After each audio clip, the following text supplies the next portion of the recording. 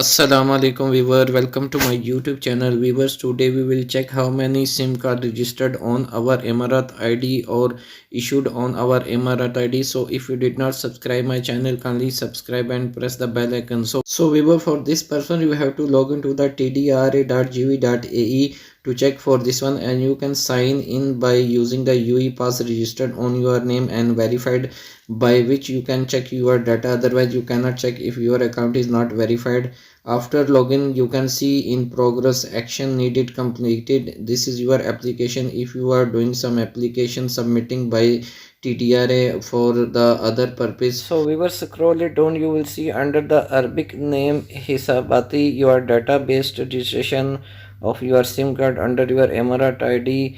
Over here you will see do the one and Etisalat one. So these are the database of our SIM card registered under our Emirat ID. So viewer, if you realize that you have 3-4 SIMs and one of them you did not register by yourself and you have any doubt, in that case you can click over the bar and make a complaint to block the SIM. TDRA will review your case and they will block the SIM if you think that this SIM you did not register by yourself. And you will see here your SIM is active, and over here you can make a complaint if you realize that you have a lot of SIM and which is under your name and you don't know some of the SIM. So viewer, by this way you can explore your database SIM card registered under your Emirat ID by TRA, and you can make a complaint, and you can do also by the TDRA app installed in your mobile phone. So viewer, hopefully this short video is informative for you. I request to share my channel with your friends, and if you want to learn Tahsil and immigration